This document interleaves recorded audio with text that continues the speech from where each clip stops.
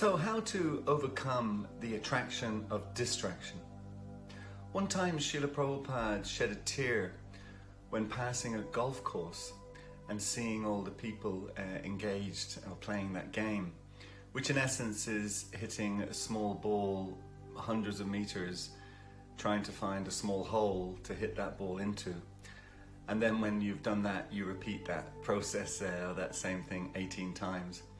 So Srila Prabhupada, he was shedding a tear because he was just identifying that here's just another distraction of the material world to distract us away from the real goal of life, the real purpose of life, understanding our eternal existence and our eternal relationship with the Supreme Person. So yeah, it was in that sense sad.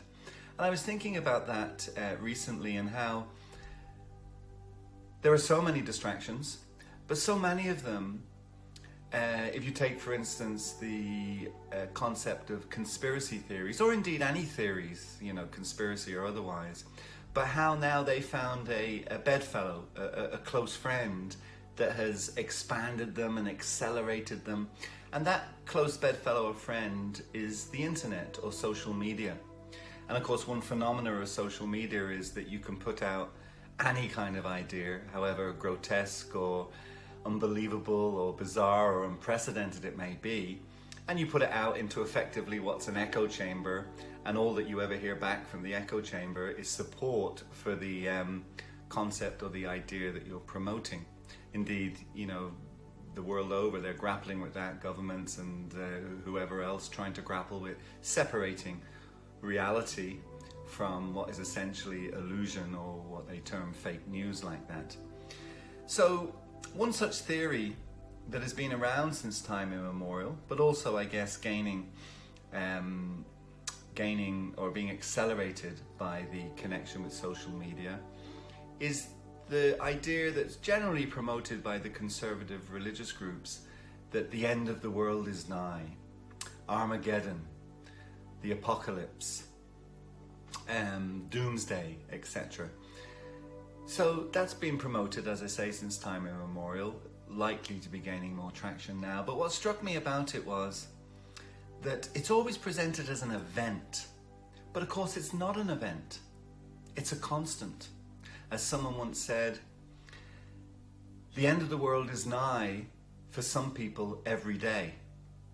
Indeed, statistics show that somewhere in the region of 150,000 human beings leave this world, or what's commonly known as die, every single day. So in the space of this short video, dozens and dozens of humans have died or left this world. So it's not an event. It's a constant. And everybody, to use their phraseology, the end of the day will be nigh for everybody. Everybody will experience the Armageddon, the doomsday, the apocalypse, etc. Of course, some people, they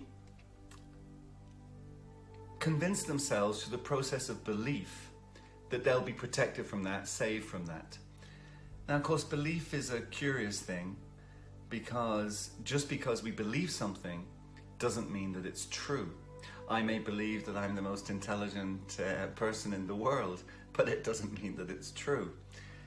So belief really isn't the issue. The issue is how we act, how we conduct ourselves, how we live our lives. And if we live our lives on the spiritual platform, in spiritual activity, then actually the transition from the material to the spiritual in terms of leaving this body or dying will be very seamless and very simple. And no amount of belief to the contrary will change that. So yeah, the attraction of distraction and how to avoid it. So there are so many pitfalls with regards to that. But in relation to what we're talking about today, the first thing is to understand it is not an event, it is a constant. And the second thing is, as those words imply, that they're negative words, Armageddon, apocalypse, doomsday, etc., they imply something to fear. But it's only something to fear if we're not prepared for it. And the best way to be prepared for it is not through belief, but through how we act. Acting always with the understanding that we are eternal spiritual beings and our true home is the eternal spiritual world. That way, we will avoid the attraction of distraction, and we will comfortably transition from this world to the next seamlessly. Hare Krishna.